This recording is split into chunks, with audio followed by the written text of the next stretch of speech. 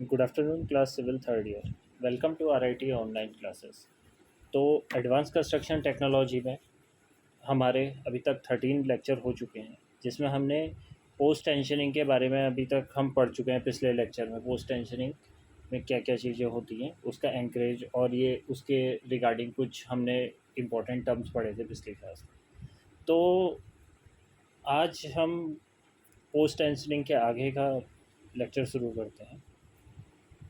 तो जो आज का टॉपिक है उसका नाम है प्री टेंशनिंग।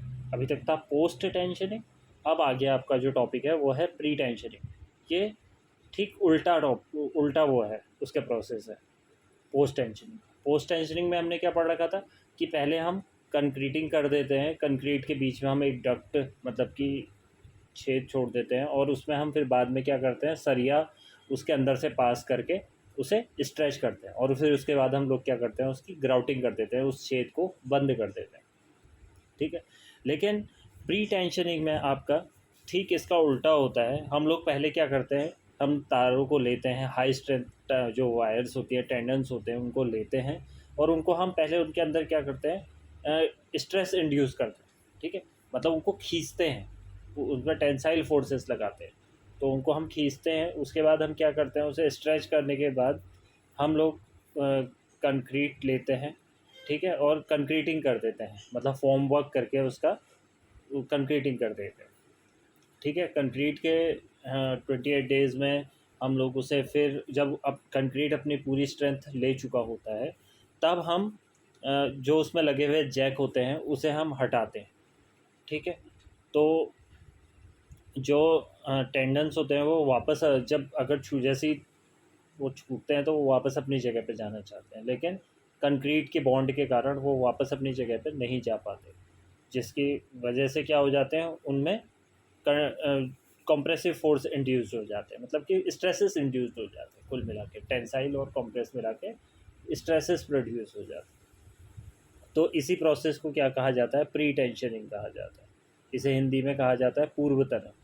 ठीक है, तो ये था आपका प्री टेंशनिंग की इस तरीके। पोस्ट टेंशनिंग से ठीक उल्टा है, उसमें पहले आपकी कंक्रीटिंग की जाती थी, फिर आपकी स्ट्रेचिंग की जाती थी। इसमें पहले आपके टेंडन्स की स्ट्रेचिंग होती है, फिर उसके बाद आप लोग क्या करते हैं, इसका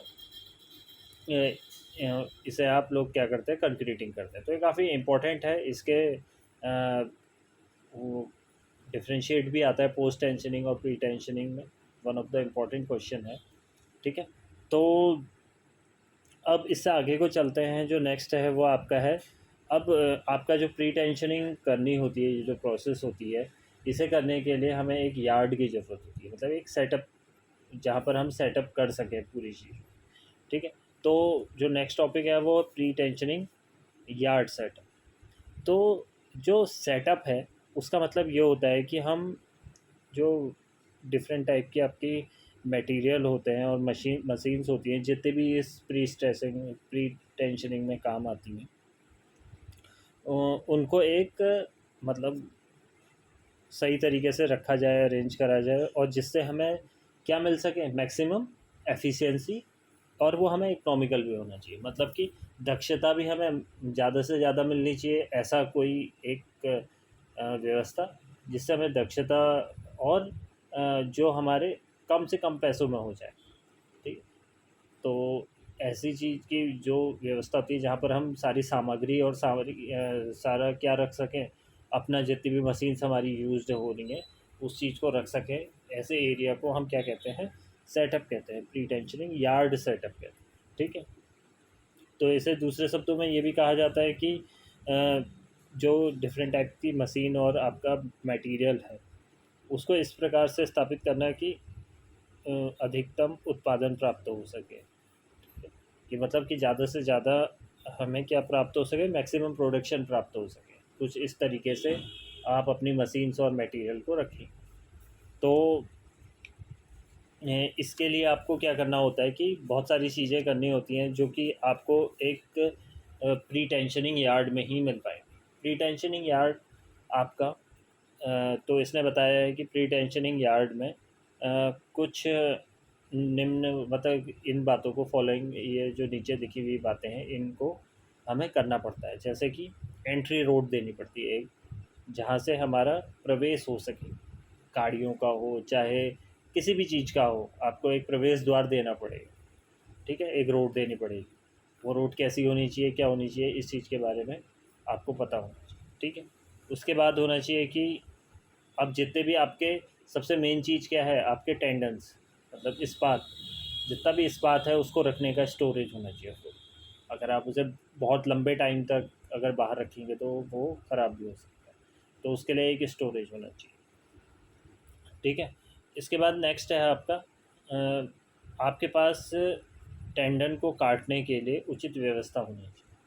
ठीक है, टेंडन्स को काटने के लिए, क्योंकि आपको उसकी लंबाई अलग अलग जगह पर अलग अलग लंबाई की टेंडन्स ज़रूरत पड़ेगी, तो इनको काटने के लिए कोई मतलब स्पेशल आपके पास क्या होनी चाहिए, अरेंजमेंट्स होनी चाहिए।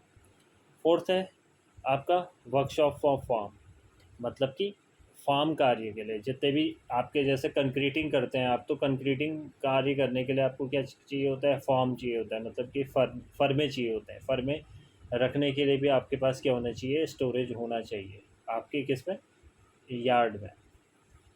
इसके बाद है storage for material for concrete. Obvious सी बात है कि अगर हम टेंडेंस का स्टोरेज रख रहे हैं, ये सारी चीज़ें कर रहे हैं, तो उसके बाद हमें क्या करना चाहिए, कंक्रीट को रखने के लिए जो कंक्रीट सामग्री होती है उसका भी भंडारण होना चाहिए।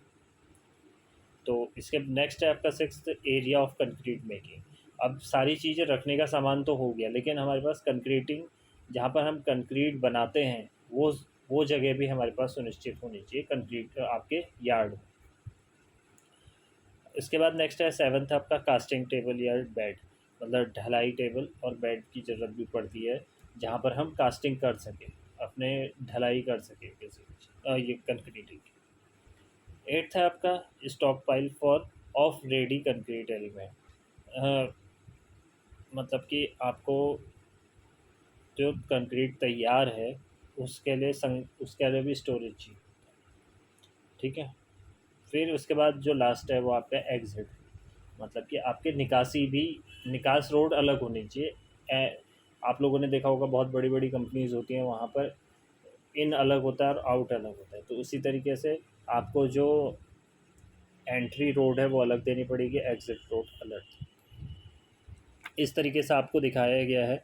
ये है आपका क्या, प्रवेश द्वार देख रहे हैं, ये आपका पूरा यार्ड है, एक यार्ड है, इसमें आप देख रहे हैं यहाँ से आपका प्रवेश हो रहा है, ये सुरक्षा गार्ड है यहाँ पर इस बात मतलब कि जो आपका टेंसाइल ये टेंडेंस का स्टोरेज है वो इधर है, जैक, और इधर वर्कशॉप है, सीमेंट स्टोर इधर है, कंक्रीट मिक्सचर इधर है। इस तरीके से आपके ये सारी की सारी चीज़ें हैं, और आपका एग्ज़िट इस तरफ से, इस तरफ भी आप देख रहे हैं कि एक टैंकी है वर्क।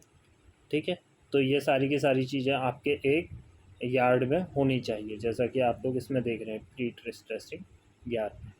तो आज के लिए क्लास इतना ही, थैंक यू।